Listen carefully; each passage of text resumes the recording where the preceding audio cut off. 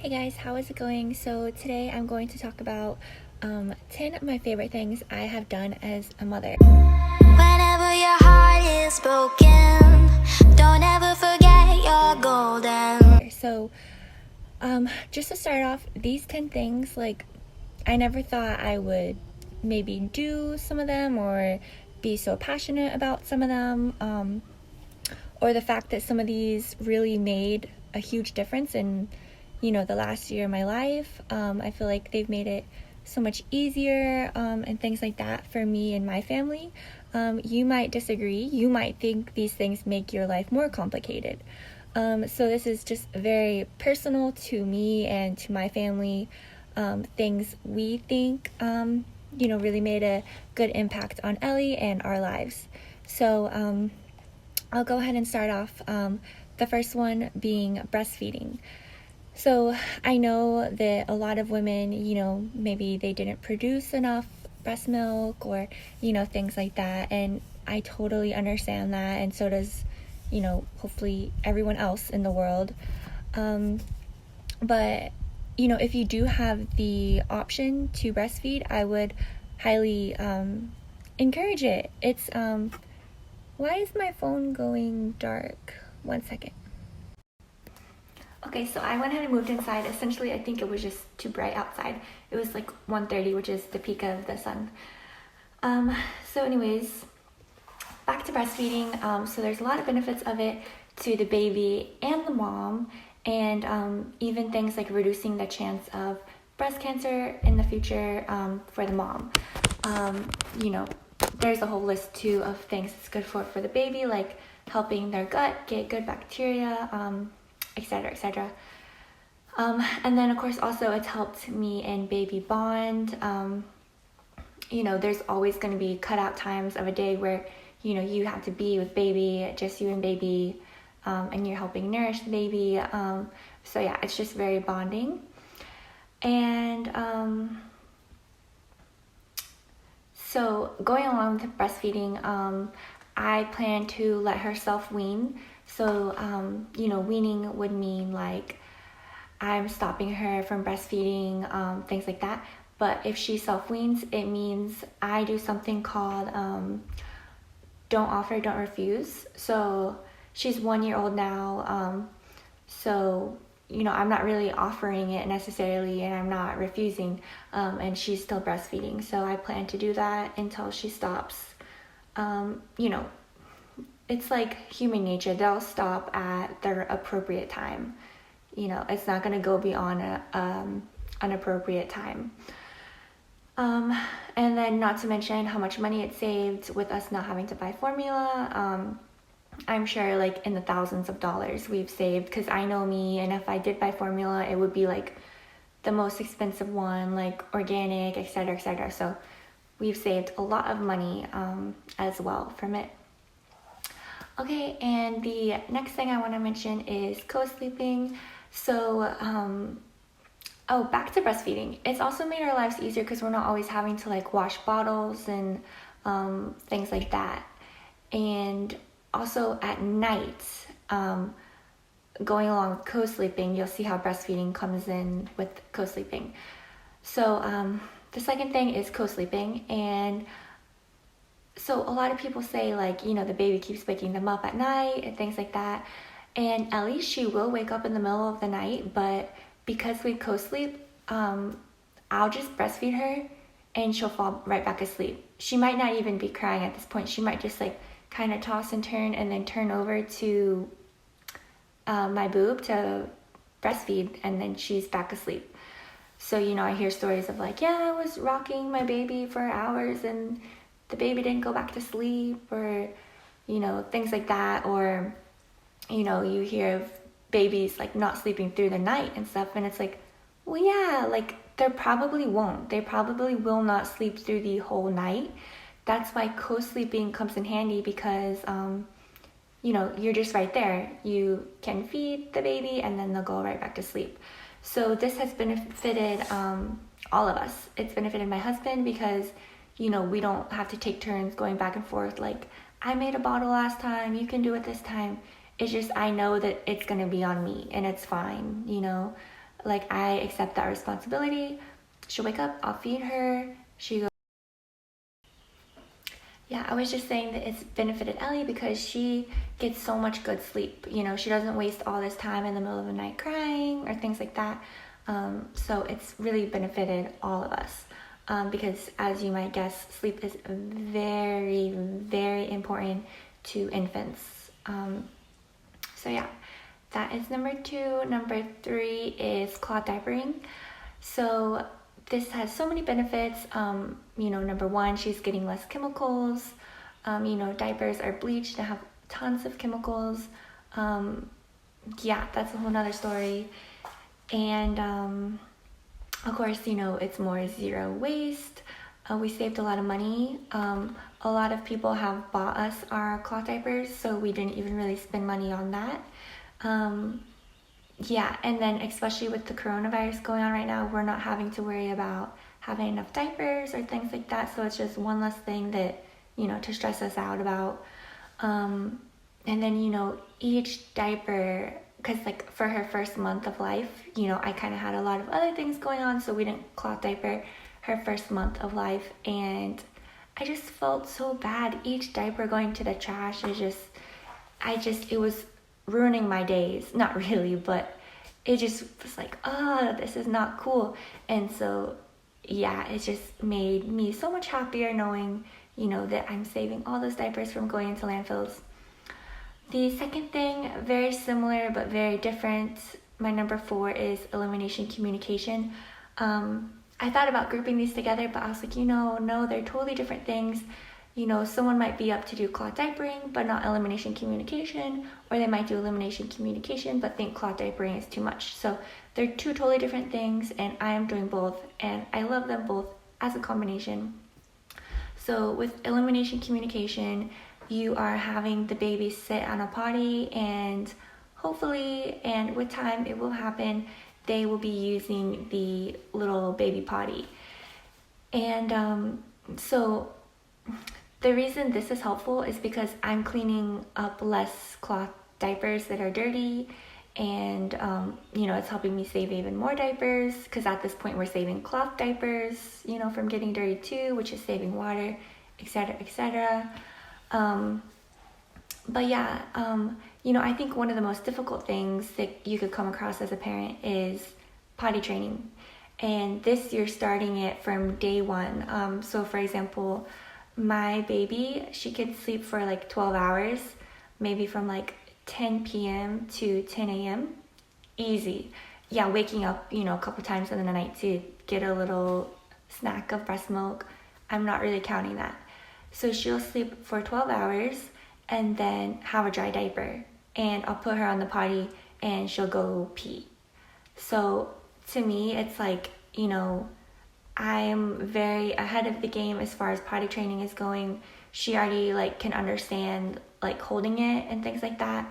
But like, don't worry, they won't hold it past like, you know, a certain point. If they need to go, they will go. So don't think it's a bad thing. Like, oh, I'm not going to do elimination communication because they hold their pee. Yeah, just for a little bit. Trust me, they can't hold it for long. So one of the tips is, if you want to do elimination communication, take them right when they wake up, whether it's like from sleeping or from a nap. Because most often they go right when they wake up. I'm talking, if they barely are moving, stirring from a wake up, just take them like ASAP, and then you'll catch that. So yeah, and also it's kind of like a natural thing. Like, humans don't really want to like soil their nest. It's instinctual, and so we don't need to reward them for going to the potty or anything like that. The reward is that they have a clean space, a clean living environment. They're not sitting in a dirty diaper.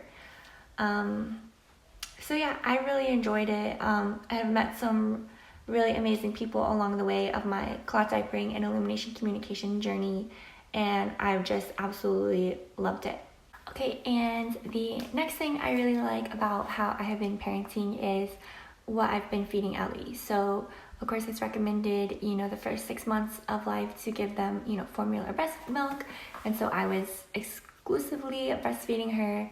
And then it wasn't until she was about like 7 months that she was actually really wanting to even eat any food. So her first year of life, she only ate fruits, vegetables, and breast milk. And that was kind of what I wanted to do for her the first year of life. But it was a huge variety of fruits and vegetables. And then I also had the little spoons, purees we would get too. And you know, some of those have like chia seed or like some extra things like that. And then also in her distilled water, I'll give her some various herbs I have. And some of these herbs are very high in iron because they recommend that if you are breastfeeding, you need to make sure you're eating high iron foods or making sure the baby is getting high iron foods. And so, yeah, I have some herbs that are high iron. And I do give her vitamin D drops every now and then, but we are also outside all the time. Also in her water, I'll put elderberry drops, especially with, you know, everything going on right now. I'm trying to keep her immune system up. And I will also put in her water some of my KENCKO powder from the KENCKO smoothies. And so now that she is a year, you know, I do plan to incorporate some more food besides just fruits and vegetables, but I definitely want to keep a focus on meat, fruits and vegetables, and, you know, whole foods, very limiting sugar, if any, you know, of course, limiting salt, not giving her a lot of like foods that don't have nutritional value, things like that. So I'm really happy with the nutrition I have provided her and will continue to provide her. And speaking of what I feed her, breast milk is very high in immune boosting minerals and vitamins. And so with everything going on with the virus right now, I'm very happy I'm still breastfeeding her. Yeah. So the next thing is touch / talk / interact is what I have written down. So I know that some people, you know, they don't really like touch their baby a lot. You know, the baby goes from high chair to a car seat to in a little bouncer, and all those things are good. And I, of course, have done all those things with Ellie. You know, she sits in a high chair every now and then. You know, she has a bouncer. She doesn't really go in anymore, but so all those things have their place. I just think it's very important to be touching on your baby a lot, like a lot of whether it's skin to skin if you're breastfeeding, or, you know, if you have to take them into Target, like, could you maybe carry them, maybe, like, or use the, I call them marsupials, but the little baby carrier things, you know, especially the younger they are. Like, I think it's very important for, like, newborns and infants, like, newborn to 6 months especially, you know, just always being as close to mom or, like, dad or a loved one as possible. I feel like it really just helps them be calm and helps their nervous system, like, not be, like, anxious or things like that. I think it's very important, and I did that so much. Ellie and I were skin to skin pretty much all the time her first 6 months of life, and even still to this day, she breastfeeds a lot, so we're skin to skin a lot, and I think it's really important. And the next thing I wrote here is talk. So you should always be talking to your baby, you know, like, especially if they're crying, like, oh, it's okay, things like that.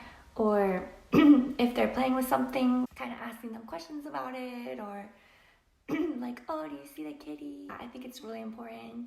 It introduces a lot of vocabulary. It helps them get familiar to your voice. Okay, and then interact. So you don't want to just, like, say you have a playroom and say the baby's in the playroom. You don't want to just, like, watch them or, like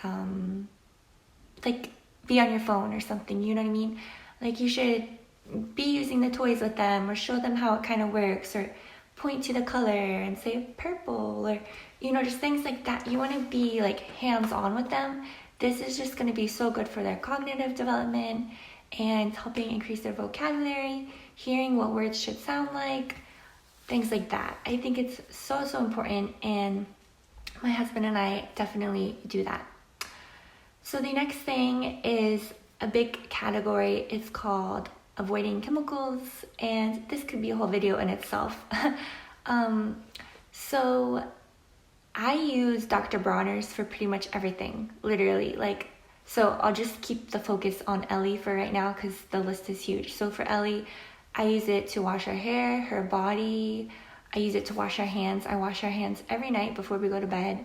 And then, you know, any other times where she might need her hands washed.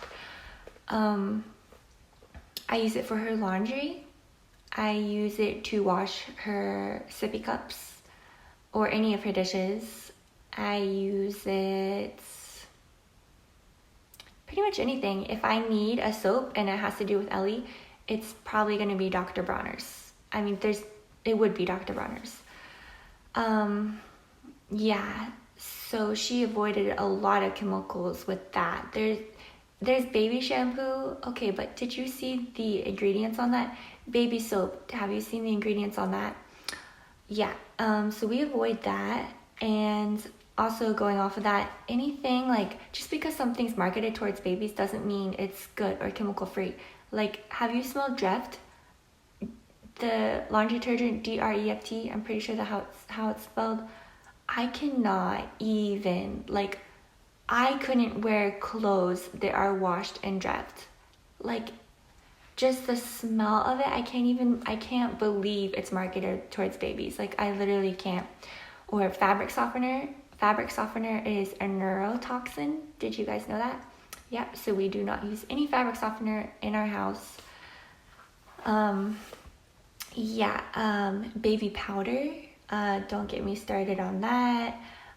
Plastic baby bottles, we use glass. Like, if her sippy cups or things like that, they're all glass.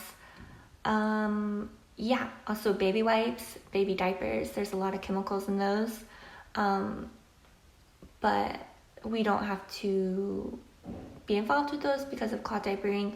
In the beginning, I did buy water wipes, and we still have like so much left because I haven't been using wipes, because we will spray her off or use cloth wipes, or we have towels we use to dry her off after we spray anything that needs to be sprayed off, and we use Dr. Bronner's soap on her bottom. So we haven't really needed our water wipes. So like I said, that's a whole nother video in itself. Okay, so the next thing I have is I was there. That's this category. So a lot of people, like, they can have other people feeding their baby, or other people watching their baby and things like that, and they're fine with it. And I know some people have to go to work, and I totally get that and I understand. But for me, like, I kind of wanted to raise my baby, so, like, you know, especially since I breastfeed, I've been the main one feeding her. Me and my husband collectively change her diapers, her cloth diapers, or have her sit on the potty, like, or we interact with her, we're talking with her, we're giving her these nutritious foods. Like, I'm giving her elderberry drops. Like, I wanted to be the one doing these things. I'm washing her clothes in Dr. Bronner's with no chemicals, you know. So it's like, at the end of the day, I know it takes a village to raise a baby, but, like, I especially think the first year of life, like, is very delicate and fragile, and I think you should be around as much as possible to make sure, you know, everything is going the way you want it for how your baby's getting raised. Okay, and that brings me to the next thing, which is I have taken really good photos. So even if it's just like a random day, it doesn't have to be the child's birthday or Easter or anything like that. It could just be a normal day. You just put the baby in a cute outfit and take them outside, put your iPhone or whatever phone on the portrait mode is my favorite, and snap a couple of photos. Babies, infants, toddlers, them just doing their own thing. I'm sure they'll do something cute, snap a photo of that, and then put it through Lightroom presets. And yeah, like I just love some of the photos I've got of Ellie, and you can check out my Instagram. It's ELLE_Juliet, JULIET. And yeah, you can check out some of the photos I've taken of my baby, some super cute ones, and I highly recommend doing that. Because, you know, they're only this young once, and you want to have all the pictures as possible. You know, people told me that. They're like, take photos, and I'm so glad I've been doing that. And the last thing might be like controversial to some people, but this category I'm calling, I don't know what I'm calling it, like,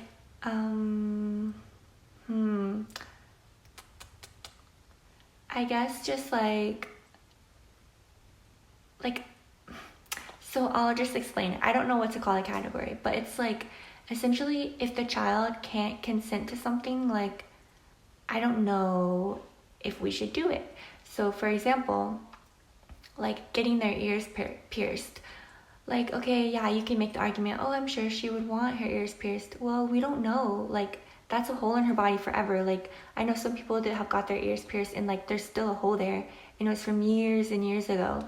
And I know me personally, you could think you want something, but then you end up regretting it. For example, I got my belly button pierced, and when I was pregnant, my belly would have looked so much cuter if I didn't have the belly button hole pierced on it. Like, I just kept wishing that hole wasn't there, and my pregnant belly would have looked so much cuter. And so for me, that kind of made me have like a negative thing about piercings, because like I regret my belly button piercing so much. And it's like, you know, things like that. And, you know, if one day Ellie decides she wants her ears pierced, you know, I'll think long and hard about it, and we'll probably get her ears pierced if that's what she wants. But, you know, right now she can't tell us that. And so for that reason, I have avoided getting her ears pierced. And a lot of people don't understand why. And that's okay. You know, I know that it does make babies look cute, but I also know, you know, some babies that I know have their ears pierced, and that's all I notice sometimes when I look at them is just two big earrings. And, you know, I think babies are naturally so beautiful, they don't need that. So that's my opinion. If your baby's ears are pierced, I'm sure she looks adorable. I'm sure, you know, it didn't hurt her too bad. It's just a second, you know, for it to get pierced. And I'm not saying anything bad. Like, I know it's so cute. I always thought when, you know, I was growing up that I was for sure gonna get my baby girl's ears pierced. And, you know, I just changed it a little bit in that way. I decided I didn't want to. And going along with that is, for example, if we have a boy in the future, we will not be circumcising the baby again. You know, maybe they didn't want this, and it's something huge decision that we're deciding for them. And, you know, things can go wrong. You know, I've read that they're taking off more skin than they used to in the past with this procedure. And it's just not something I'm willing to do. And just the recovery time, you know, when the infant's that fragile, they should be, you know, just focused on, you know, other things instead of recovering from something like that.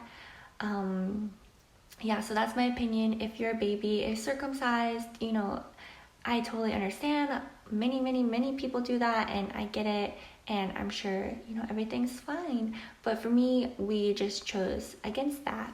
Okay, and going along with this same category is vaccines. I know a lot of people don't agree with this, and I understand, but it's just, again, the baby didn't consent to this. They, you know, and I know, oh, we know better. We're supposed to take care of our babies. I understand that.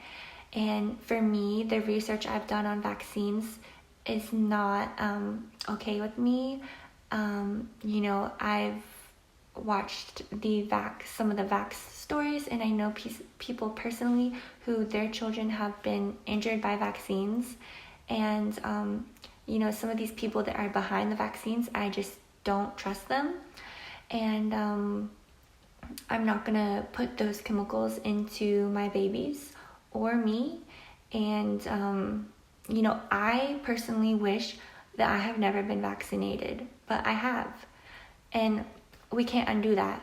You know, my parents made that decision for me, and I'm vaccinated, and I really wish, you know, that those chemicals weren't in my body. I really do. And so, you know, that was, to me, my decision, but my parents made it for me.